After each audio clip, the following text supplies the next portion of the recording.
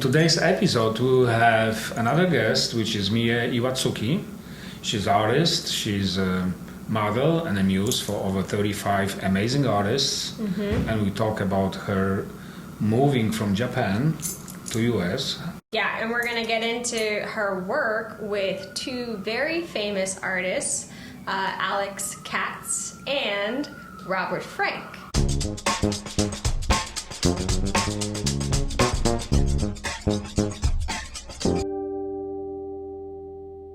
Hi, I'm Mariusz Bargielski. And I'm Tamara Jones. And today we have another amazing guest, Mie Iwatsuki. Thank you. Thank you for having me. Thank you. And Mie came from Japan over 10 years ago. She came against actually the parents' will, right? And she wants to study fine arts. And she's an artist, she's a model, but also she's a muse for 35 amazing artists, including Robert Frank and Alex Katz. Tell us from the beginning how the young girl suddenly left her home in Japan, right, which is completely different culture, and then ended up in US. Well, first of all, my parents were actually very traditional and very strict. My father was in the Japanese Navy in very well-respected position, and he was always very strict with all the three children. And when I said I would like to study abroad, he disagreed, and he opposed my idea, and he told me that he will not finance this. If you really want to do it on your own. And then I said, fine. I wanted to just try to do my own. And I studied hard, and I found this scholarship, and I passed the scholarship, and actually I came by myself without parents' help in the beginning. And at that point, they all had to agree with me, because I showed to him, like, well, this is what I got. Now I can go by myself. And I had saved a little bit of money. And but then at that point, I got a blessing to go to United States. And also I had saved some money to travel all over Europe before landing in the US. And I was really big grandmother girl, and the grandmother was also my biggest figure in my life. I really respect what she have achieved in her lifetime, and which was very difficult in Japanese kind of a chauvinistic culture back then.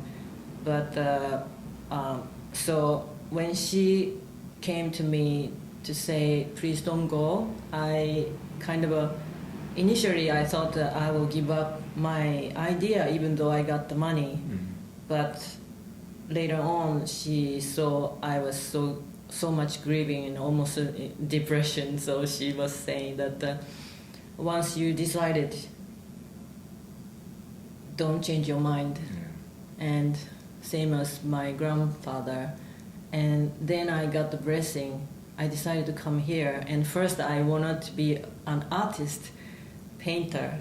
And first I landed in Louisiana. That's where I was able to afford the college tuition and life expenses, living expenses, because it was so cheap, living expense in the South.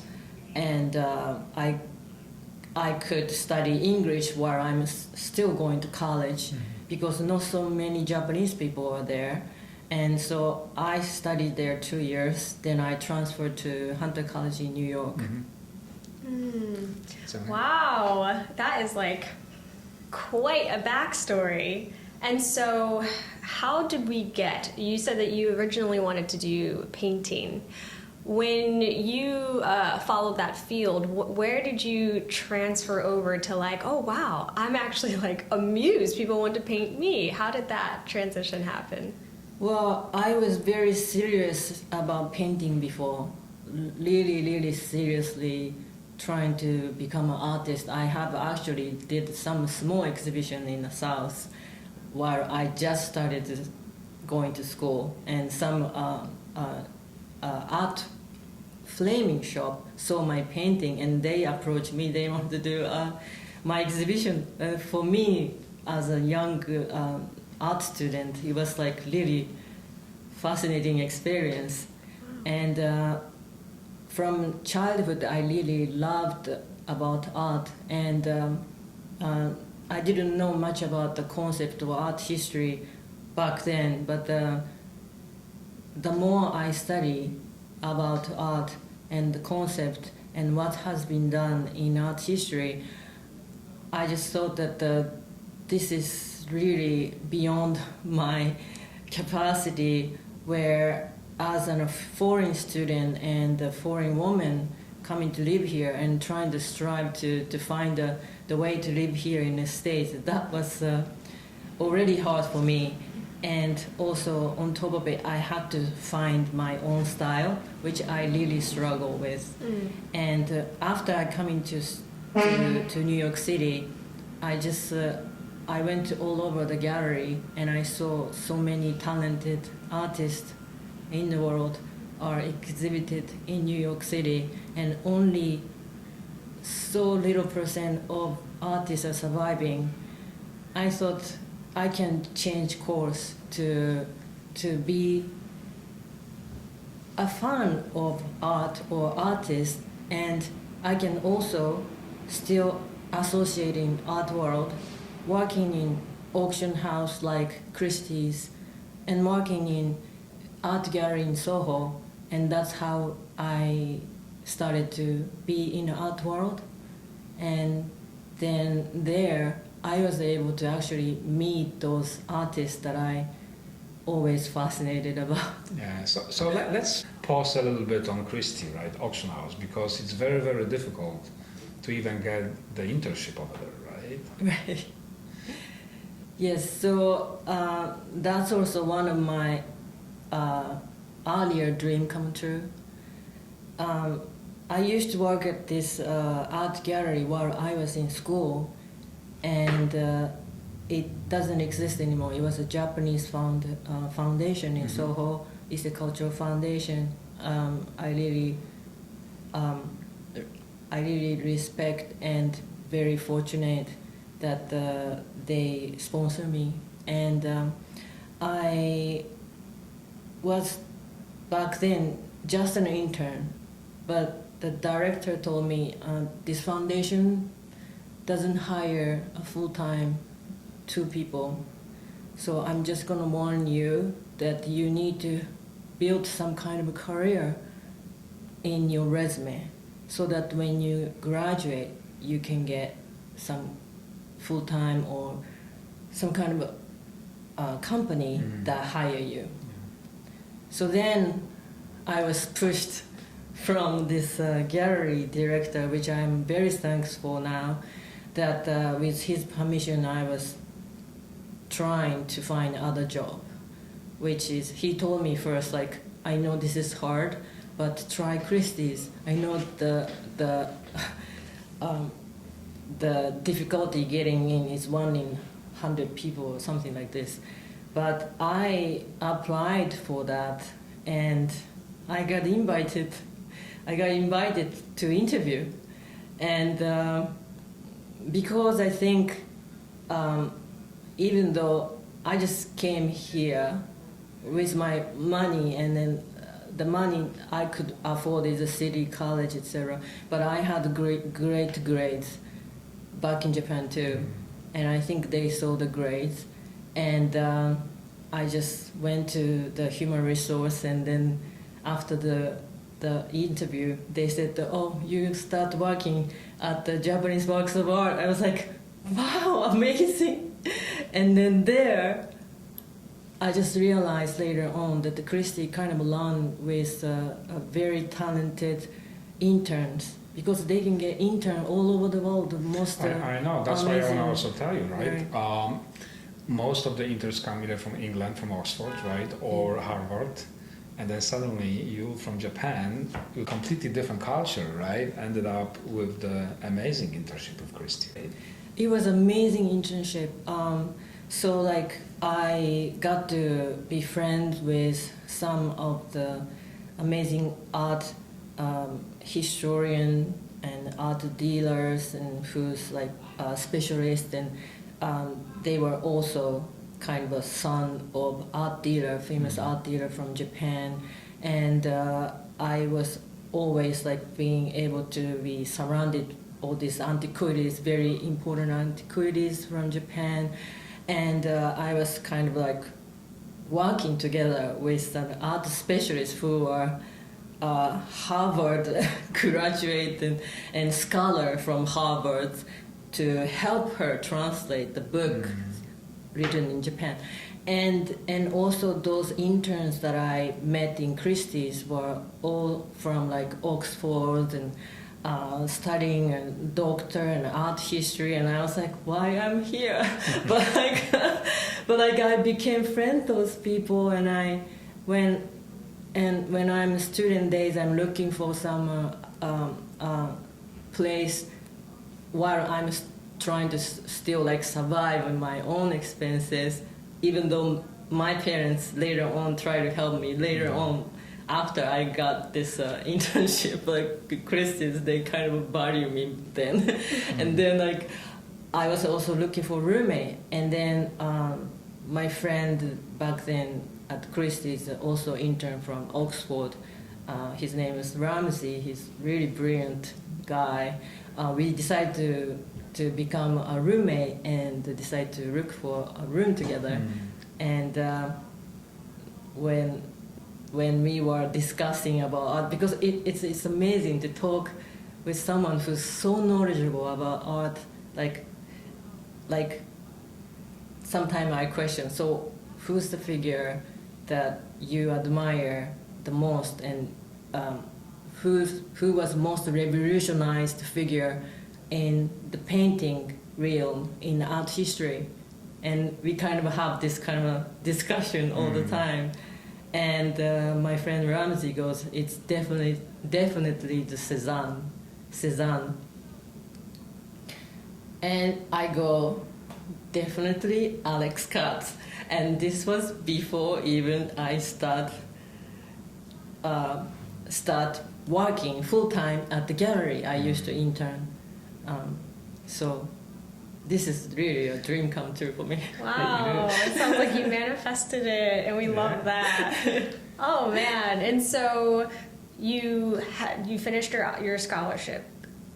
What was that world like? You were released into New York City as an artist from Japan. So this isn't even like your comfort zone. What was your first? What was that like? What was that time like? Well, of course, Japan is not diverse country. Wherever you go, what you see is Japanese, same as other Asian countries, and I have never experienced such different diversity in United States. First of all, I thought there was a meaning.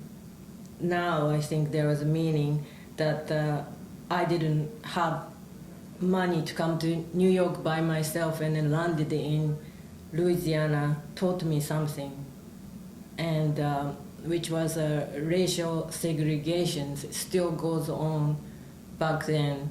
And I hear some stories that was in the 60s, but it's not disappearing. And even I go to school, white people and black people, African American, completely separated. Wow. And there I go, I'm kind of in the middle, comes from nowhere, I'm an Asian, and I tried to become deliberately try to become a friend with both sides. And then like if I'm sitting with some certain race of people, the other side of people would tell me like, Mie, what are you doing?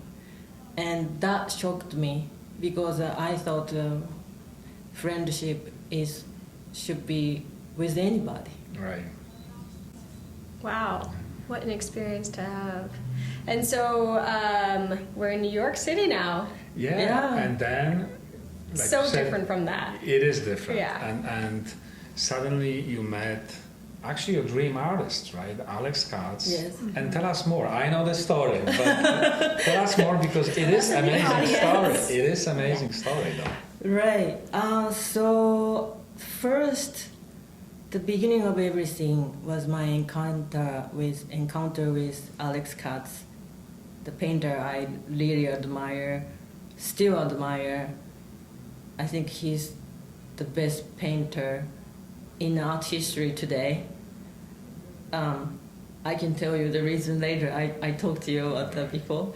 But when I met him, I was working at the gallery. I used to intern. They hired me to give me the visa, and so I was able to work here. And one day, the director told me that we're gonna have artist talk, and the next artist is Alex Katz.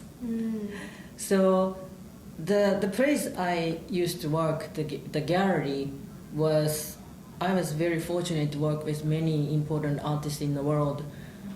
We had a curatorial program where we invite curators to have a show, and where we were able to work with Yoko Ono, and also a very significant nowadays big Chinese contemporary artists that famous in the world, and as well as some Japanese artists important in history.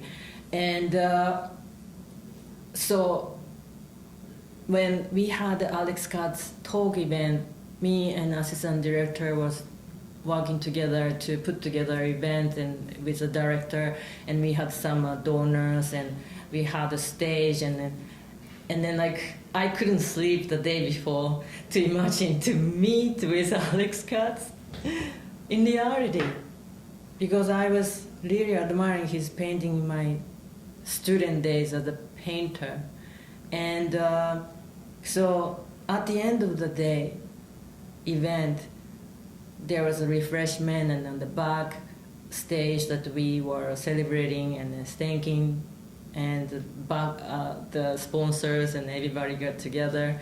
And then so like at the end of the day, like I humbly approached to him to just want to say thank you for tonight's event, and also like I expressed how much I admire his painting.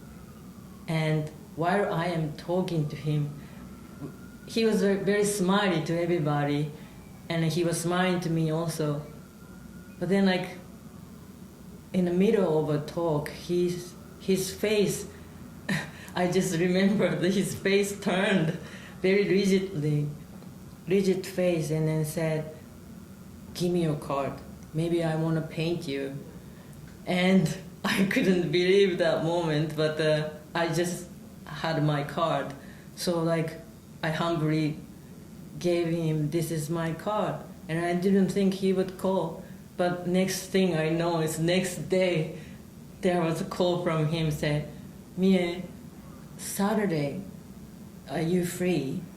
Come to my studio and we will do portrait."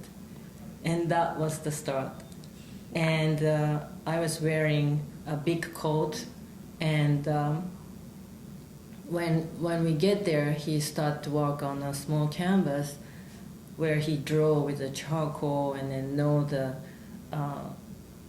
compositions, and also he does colors, and then once he have this like working 2 hours portrait sitting. I was standing that time, but it was 2-hour session, and he always called me like around the 11 a.m. in the morning.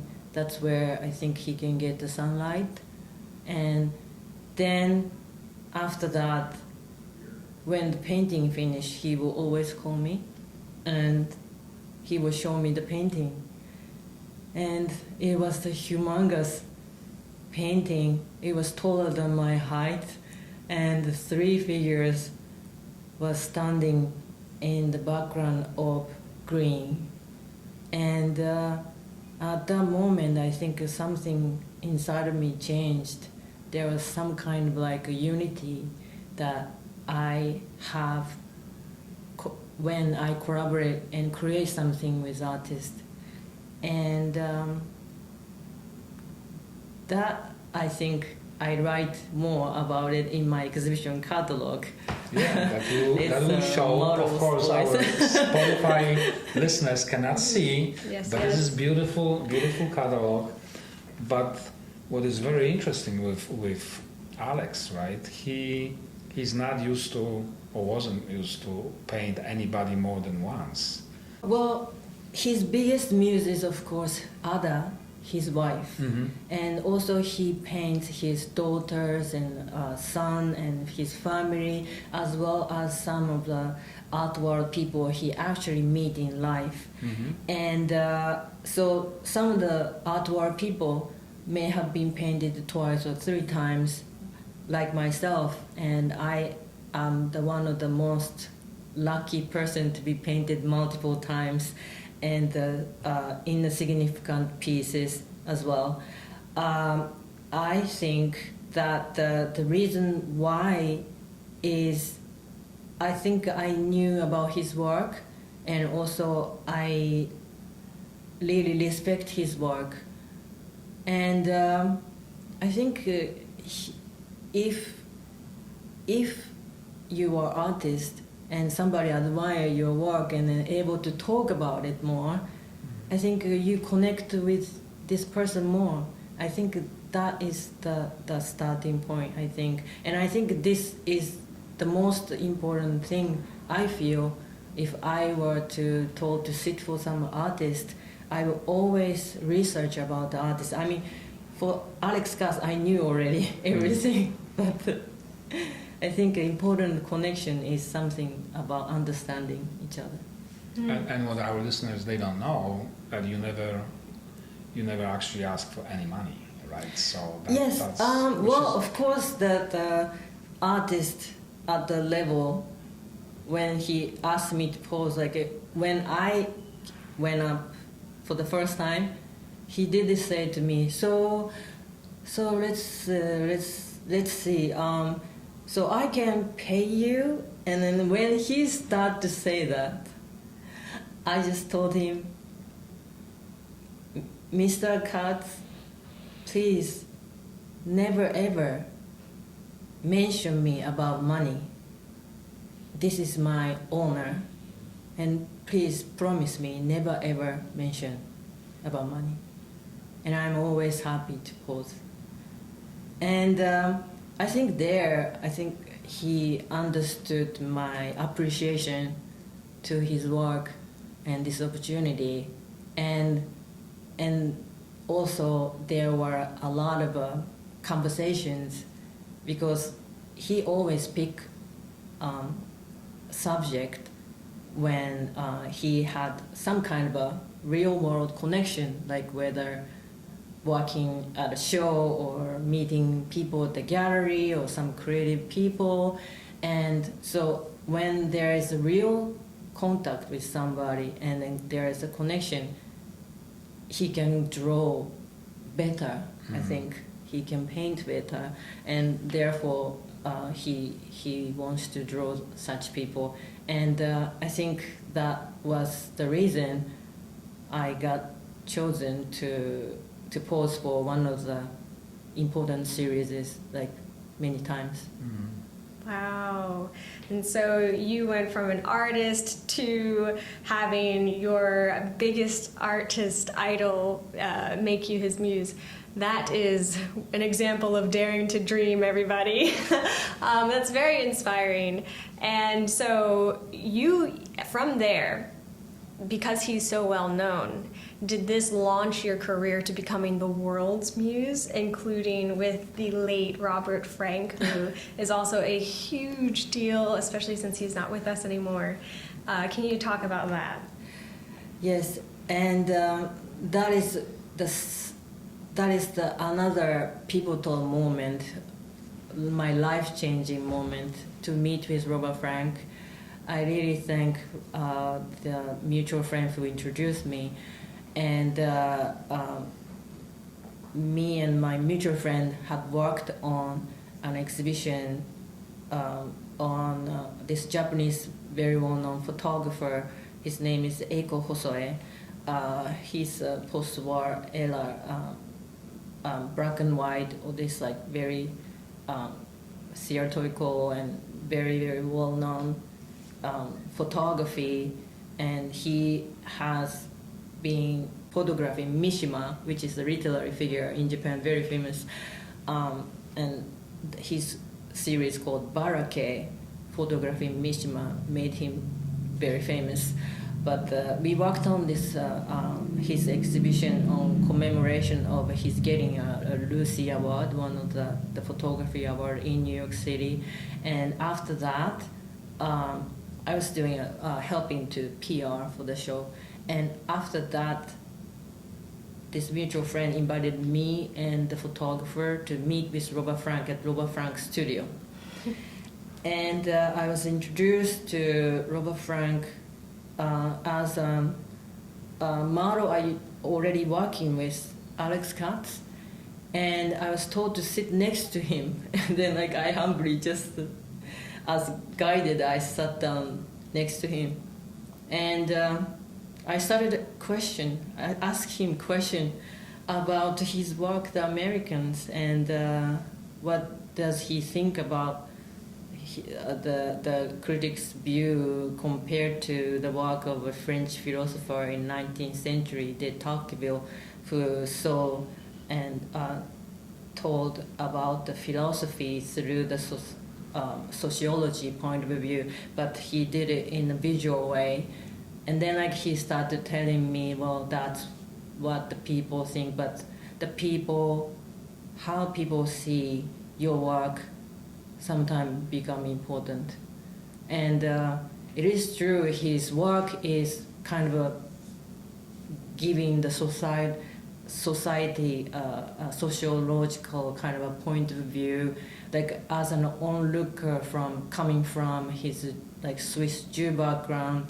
He was also a foreigner, but saw a division in America, black people and white people. But then like later on, when I questioned him about like why did you take a photograph of black people, and he goes, because black people are beautiful. In that sense, I see that he sees beauty in struggles, beauty in people who's actually living the life. And that kind of a thing is, I said before, that there was a reason I landed in South first place, now made sense to me.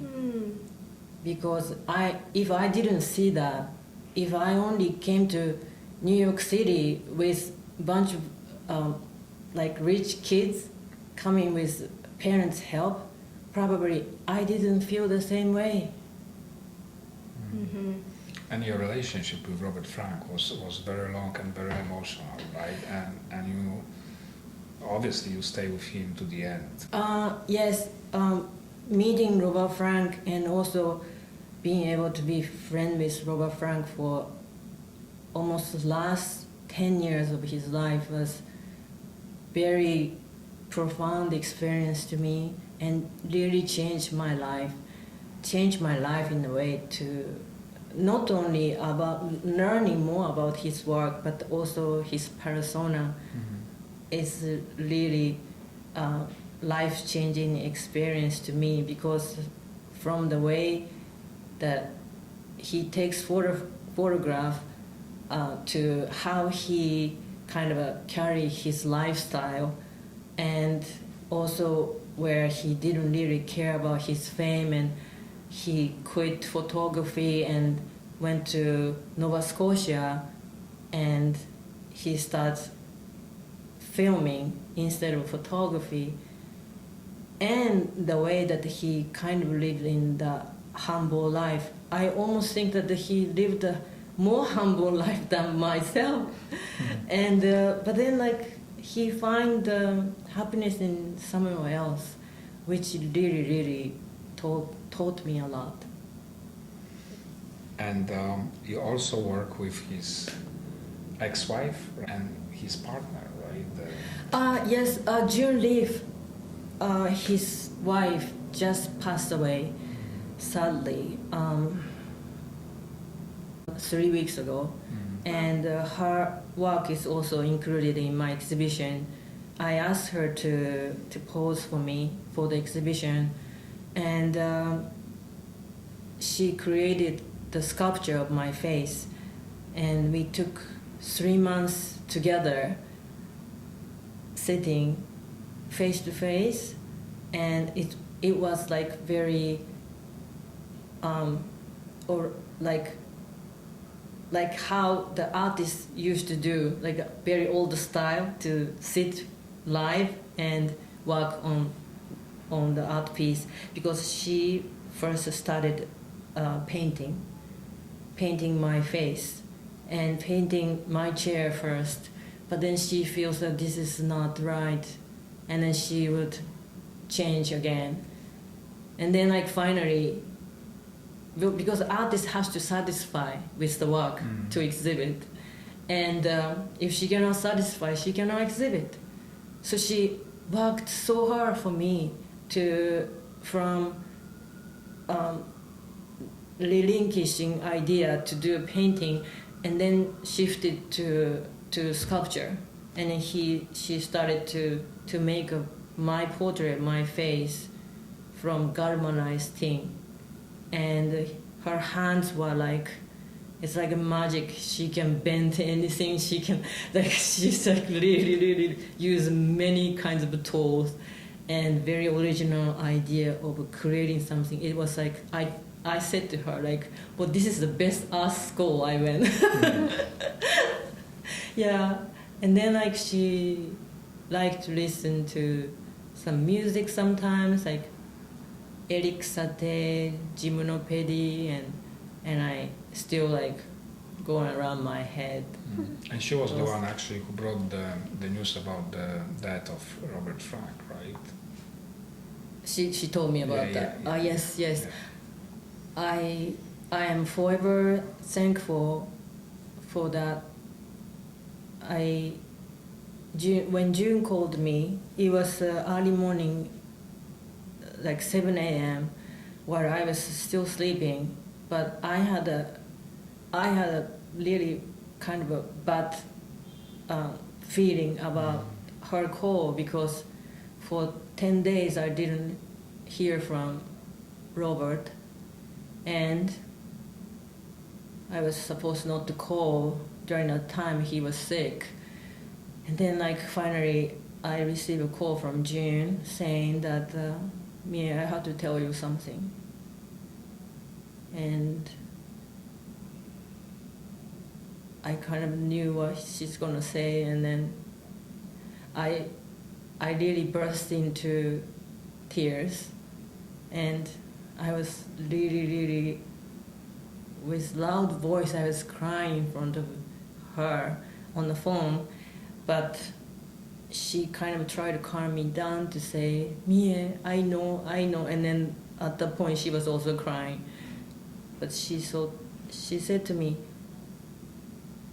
you're the first one I called. You're the first one I called. So for that I am forever thankful. It's very sweet, Yeah. very touching. And so You were very close, obviously, to Robert, and you're still very close to Alex, right? But you are Muse for over 35 artists, painters, sculptors, photographers. How come? how'd this happen? How that happened? Well, for that show, the gallery in Chelsea approached me with an idea to curate those big artists as well as other contemporary artists that I know and he know. And I have posed for some of the artists several times, or maybe I met for the first time. But we were in the mission to create a portrait and make it a show.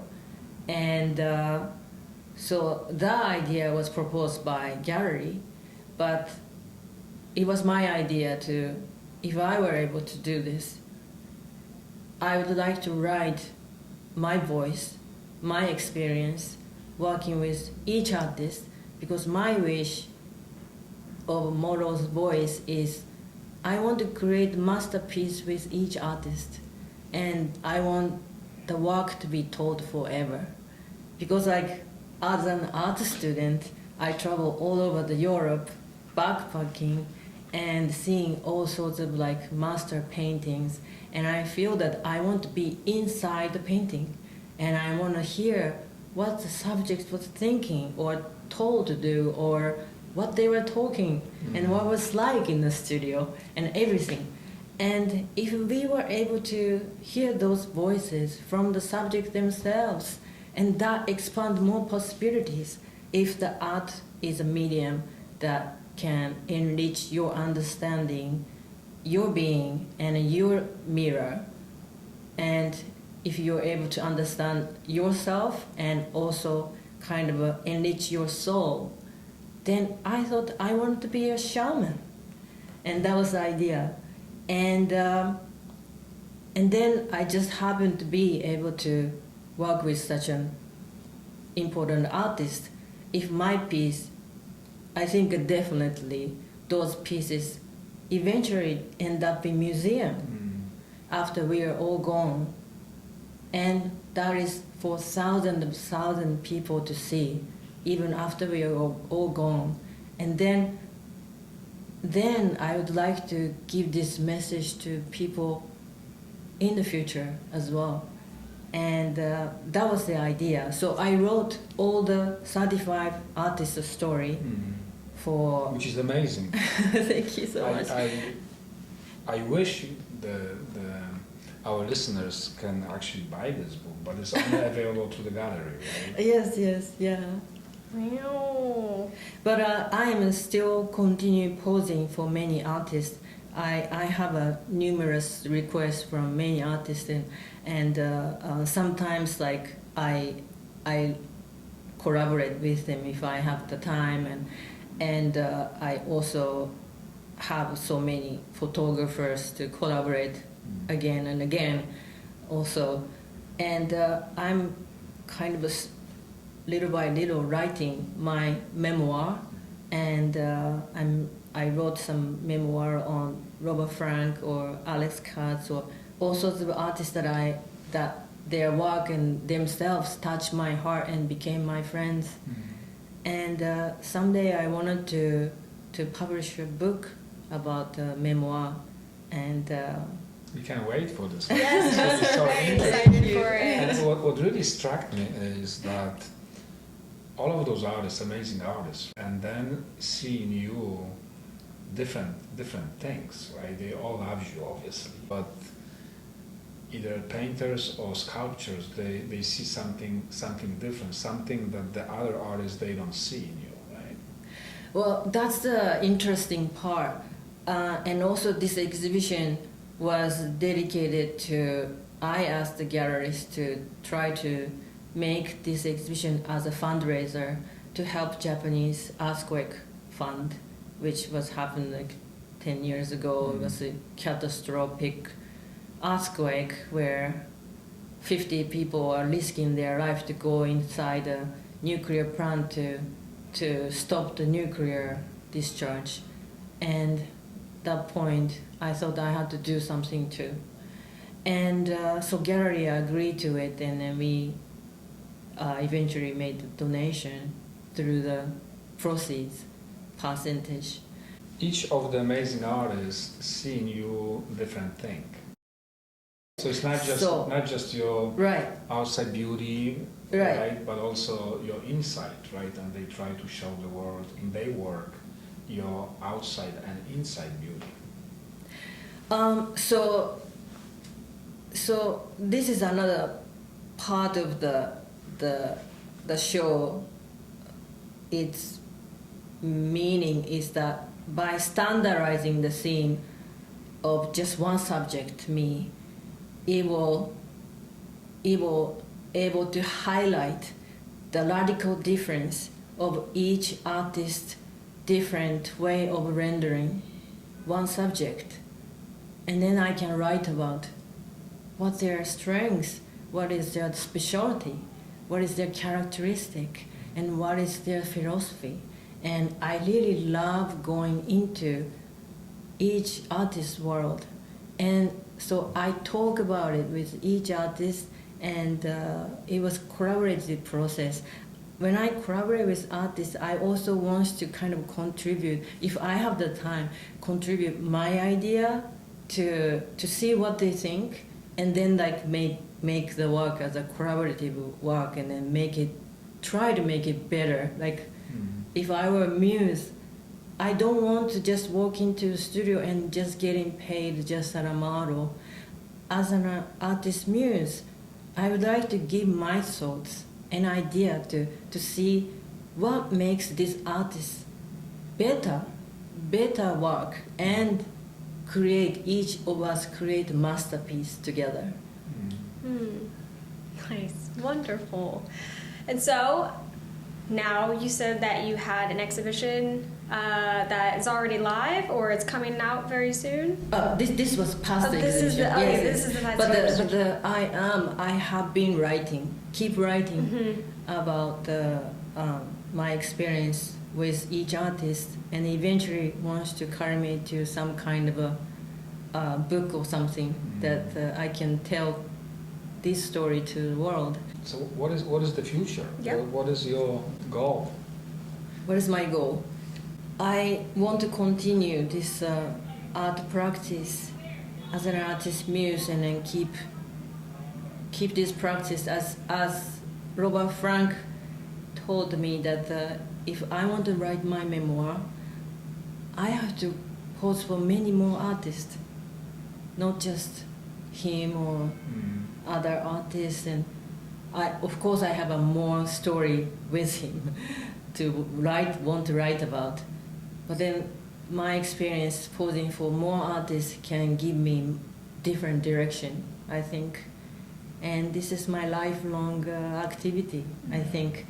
And I think uniquely, it's maybe a coincidence, but I came to the world of acting and working with MAA. This is a blessing for me, but it is kind of a natural course to me that I think I realized that I like to express. I like to express my feeling, but at the same time, I like to be in the philosophy of someone, and also being someone else, created by someone else, who might be artist or filmmaker, or, and this was a process of learning how to be my whole self, and then discovering who I am. You came over 10 years ago, right, to US. Is something more than that? Yeah. You would do differently, or you would do exactly the same way you did it? I think there was no regret in my life, I think.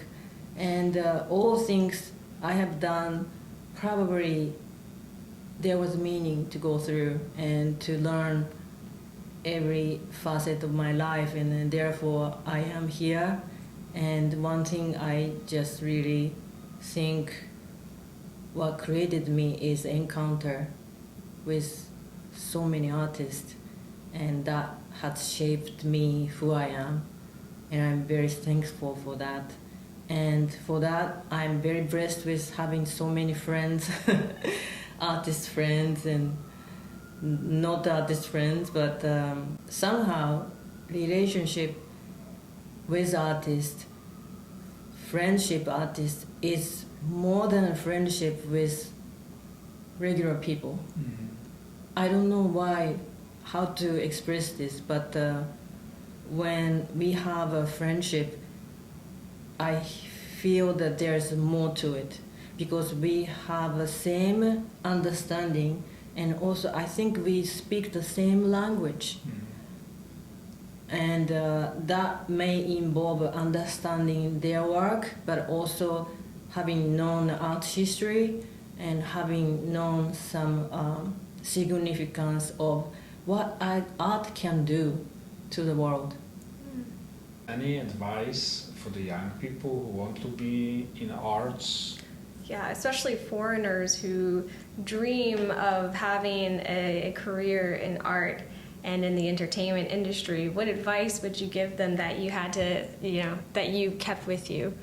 Well, I feel that, foreign people, of course, it's hard. There's no shortcut. And I think I'm the same way. Also, like, I struggle in the beginning. I kind of gave up one thing, but I discovered one thing. But then, like, just be true to yourself and listen to you. And then your higher being, if you listen to your higher being, then you just follow your passion. And then you're going to be able to be your own self.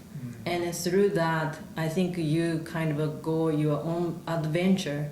And finally, you are able to meet some people that you are meant to meet.